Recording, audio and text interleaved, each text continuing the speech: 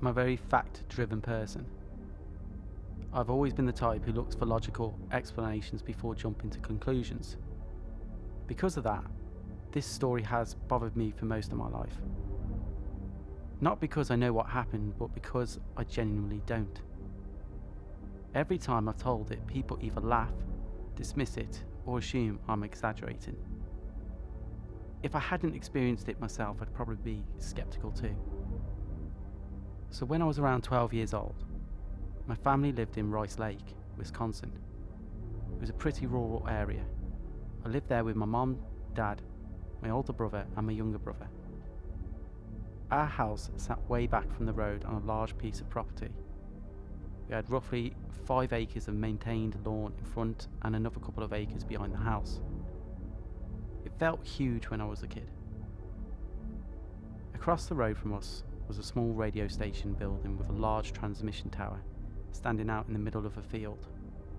Other than that, it was mostly farmland. We had one neighbour to the west, separated from us by a thick tree line that marked the beginning of a pine forest on our property. The other sides of our land bordered wheat fields. At night, it was quiet, really quiet. You'd hear crickets, maybe the wind, but not much else.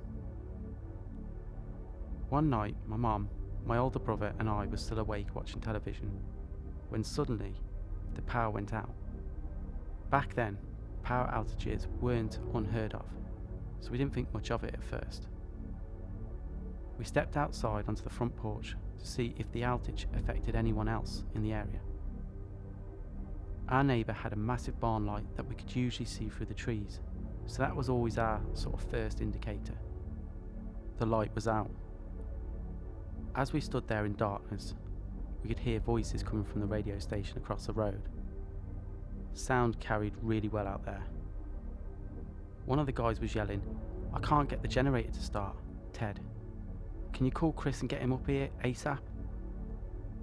That got our attention. If their backup generator wasn't working either, maybe something bigger was going on.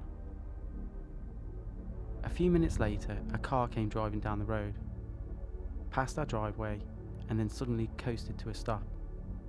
There were no screeching, no swerving. It was like the engine simply died and the driver rolled the vehicle off to the side of the road. My older brother volunteered to walk down our long driveway to check on them. At 12 years old, that driveway felt like it was a mile long. My mum and I watched from the porch while he disappeared into the darkness. When he came back, he said the driver couldn't get the car started. The engine wouldn't even crank over. At that point, things were strange, but still not completely unbelievable. Then something happened that changed everything. A massive blue orb suddenly shot across our property. And when I say massive, I mean massive. It crossed from one corner of the property to the other in an instant, moving from behind our house and across the road. It wasn't hovering high in space. It looked like it was maybe 4 to 6 stories above the house. The thing was enormous, glowing bright blue. All 3 of us just stood there frozen. I remember staring at him thinking, what the hell was that?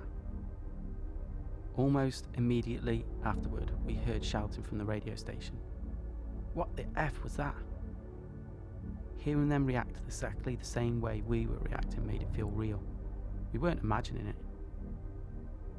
My mum ran inside to call the police and wake up my dad and little brother, while my older brother and I stayed outside the porch.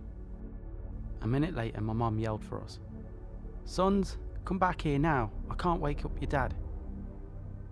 The urgency in her voice scared me. We ran inside my parents' bedroom. The room sat closest to the western tree line and a huge glass door wall facing outside. My dad and my 5-year-old brother were asleep in the bed. At first, I assumed my mum was panicking. Then I tried waking them myself. Nothing. I shook my dad hard. I got nothing. My brother tried. He got nothing. We checked to make sure they were still breathing. They were. In fact, they seemed perfectly fine. My dad was even sweating slightly, like someone in a deep sleep. But neither of them would wake up. Not even a little. Looking back, that's one of the parts that still bothers me the most. Around the same time, we realised the phones weren't working either. So now we were genuinely scared. We ran back outside and yelled across the yard towards the radio station. We asked if they had a working phone. They yelled back that theirs wasn't working either and asked if everything was okay. Not wanting to shout out our entire story across the field, my older brother just replied, "Yeah, we're okay, besides all the weird stuff." Then things got even stranger. Above the tree line to our west, 2 glowing orbs appeared high in the sky. At first they looked like distant lights, but they weren't moving like airplanes or helicopters. They were darting around each other. One would move to the left and the other would chase it. Then they'd reverse direction. They'd shoot upwards, then downwards. Then one would make a large circle while the other followed. The closest comparison I've ever been able to make is 2 puppies playing together. There wasn't a pattern to it, but it wasn't a pattern that looked mechanical. My brother and I just watched in disbelief. I remember repeatedly saying, "What is going on, dude?" over and over. Neither of us had any explanation. After several minutes, the objects descended to a lower altitude. That's when we realised the glowing lights weren't the objects themselves. The lights seemed attached to something larger. We couldn't clearly make out the shape, but we could tell there was more there than just a ball of light. The object moved slowly from the north side of the tree line to the south. It was low, much lower than anything should have been. Then, without warning, it accelerated. It swept upward in a giant arc, moving faster and faster until it disappeared into the sky. And then it was gone. Just gone. Meanwhile, my mum had retreated inside and was watching through the large glass doors. She was overwhelmed. Seeing all of this while simultaneously being unable to wake her husband and youngest child had pushed her past her limit. She started crying. Then suddenly, the power came back on. The lights snapped on throughout the house. My mum actually screamed because the sudden brightness startled her. We rushed back inside. A few moments later, we stepped outside again. The car that had died near the end of our driveway suddenly started. The driver immediately pulled away and sped off down the road. The neighbour's barn light was back on. The radio tower's lights were illuminated again. Everything appeared normal. And then my dad woke up. He sat up and looked around. "Why is everybody in here?" So my mum explained everything to him, every single detail. My dad just laughed. My little brother laughed too. My dad insisted he had simply been sleeping. "You must not have tried very hard to wake me up," he said. "But we had. That's what bothered us. We absolutely had." The next day, my mum went out and bought a rifle, a telescope, and a stack of books about UFOs and aliens. She always joked that the rifle was just in case. But honestly, I don't think she was joking as much as she wanted us to believe. I think whatever happened that night shook her deeply, especially the part where she couldn't wake my dad up. About a week later, after multiple calls to the police, the radio station, and neighbours, someone finally agreed to take an official report. Several people met in our front yard near the road. I remember watching from the porch, too far away to hear exactly what was being said. But then a few days after that, 2 men showed up at our house claiming to work for a surveying company. They said they had been taking aerial photographs of properties in the area and wanted to know if we were interested in buying pictures of our house. According to them, they had visited nearby properties and heard some unusual stories. My older brother immediately thought something felt off. To this day, he swears those men were carrying handguns concealed under the back of their shirts. Now, seeing guns in that area wasn't unheard of. It was rural Wisconsin. But it seemed strange for people supposedly going door to door selling aerial photographs. My brother noticed because he walked behind them while they were talking to our parents, and he saw what looked like handgun grips beneath their shirts.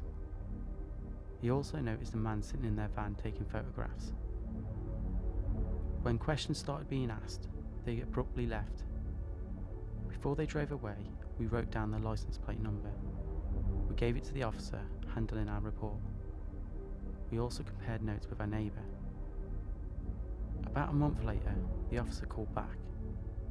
The only thing he told us was that the plates were registered to a federal agency.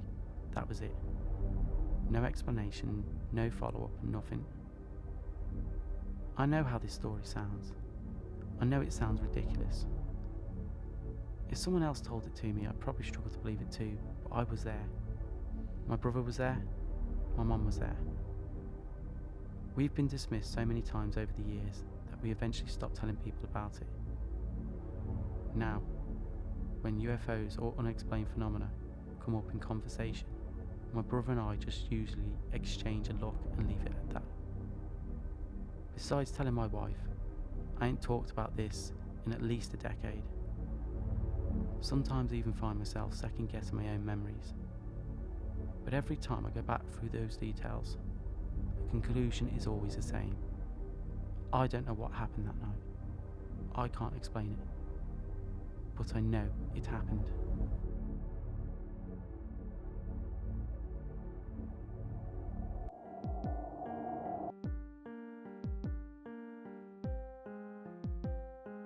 Like what you heard? Hit subscribe and like the video for more stories every Thursday and Sunday between 1800 and 2000 BST. And remember, curiosity opens doors better left closed.